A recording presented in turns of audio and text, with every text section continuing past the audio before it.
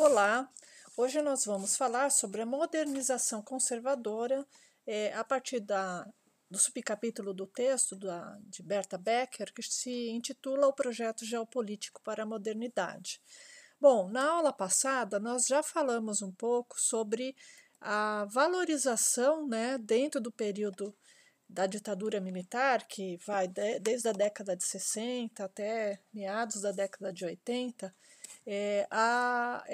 essa proposta de modernização. Né?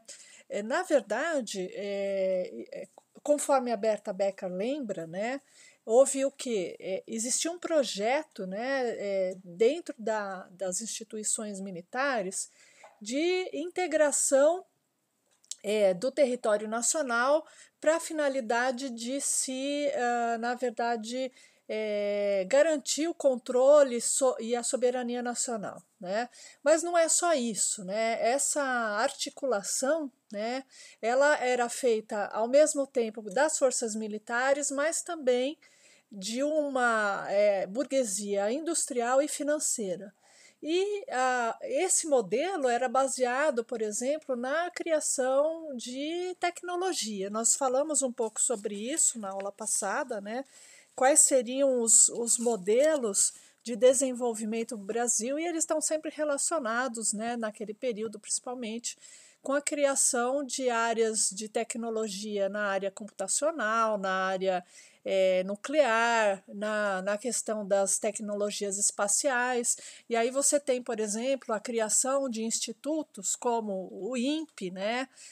Instituto de Pesquisas Espaciais, que foi criado em São José dos Campos, né, nesse momento, a construção de rodovias, né, rodovias que ligam uma ponta do país a outro, rodovias rápidas para a época, né, e, inclusive, dentro desse plano de rodovias, a construção da rodovia transamazônica, que acabou não se concretizando plenamente. Né? O papel político e a autonomia relativa das Forças Armadas mudaram qualitativamente, deixaram de ser uma burocracia em armas para passar a ser os planificadores e gestores armados de um projeto científico-tecnológico nacional. Isso quem fala é a Berta Becker, né? Mas ela diz também que essa proposta não significava atribuir aos militares onisciência. Né? Iniciado em pleno regime liberal do após-guerra, o projeto geopolítico já estava implícito no plano de metas do governo Kubitschek, e não foi o fruto apenas das Forças Armadas, e sim de diversas frações da elite civil e militar. Essa proposta não resultou de uma campanha inteligente e racional, mas de uma série de iniciativas isoladas e tomadas de decisão segundo as condições do momento, cheias de dilemas que acabaram convergindo num projeto de governo gerido pelos militares.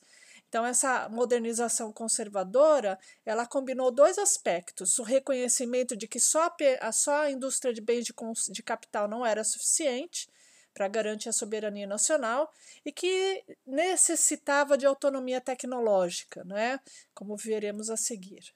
Bom, esses dois mapas dão só uma amostra, né, de como que é essa concentração. Então, na verdade, a ideia de integrar para não entregar, que nem era difundido, muito disseminado no período da ditadura militar, segundo a Berta Becker, essa integração territorial foi um recurso ideológico essencial utilizado para ampliar o controle do território nacional e encobrir as políticas seletivas espaciais e sociais. Em relação a essa seletividade, você pode olhar aqui nesses dois mapas, né? As rodovias foram concentradas na região sul e sudeste, e os parques tecnológicos, geração de energia, enfim, uma série de outras informações. Se você for buscar, pesquisar na internet, você verá que os mapas relacionados a essas tecnologias sempre estão concentradas nessa porção sul do país. Né?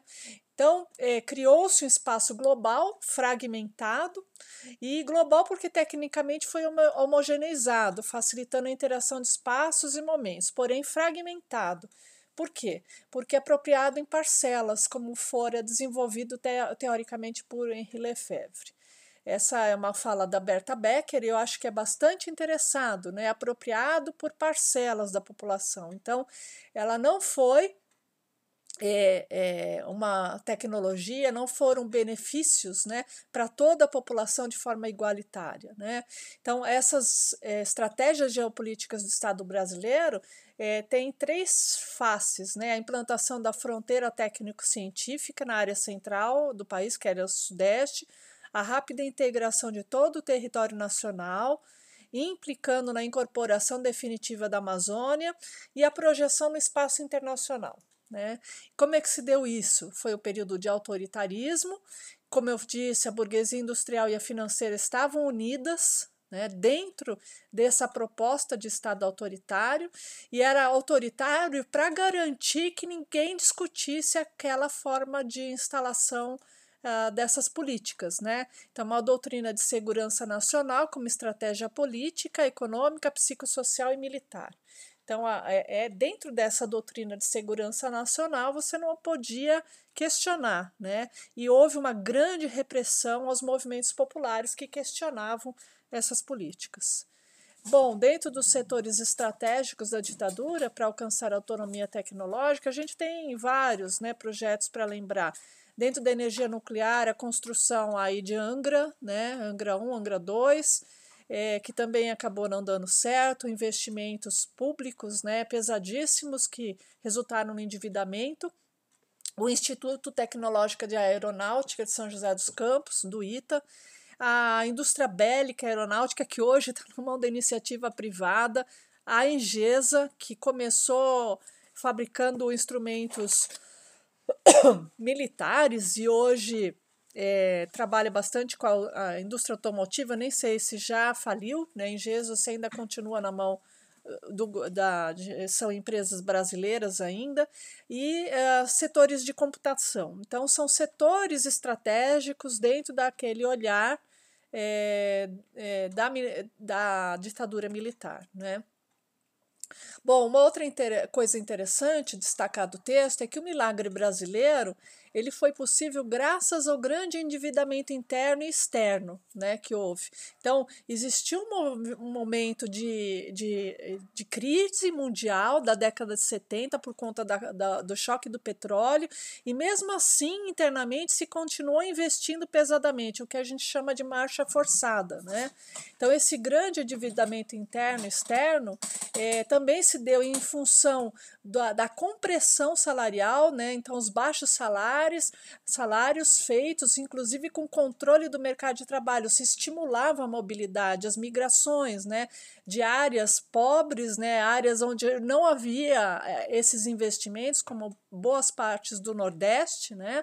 E aí essa migração provocava aí um excedente de mão de obra que rebaixava os salários, né? Então, esse milagre brasileiro teve esse modelo, né? Então, houve uma extensão da jornada de trabalho para compensar os baixos salários.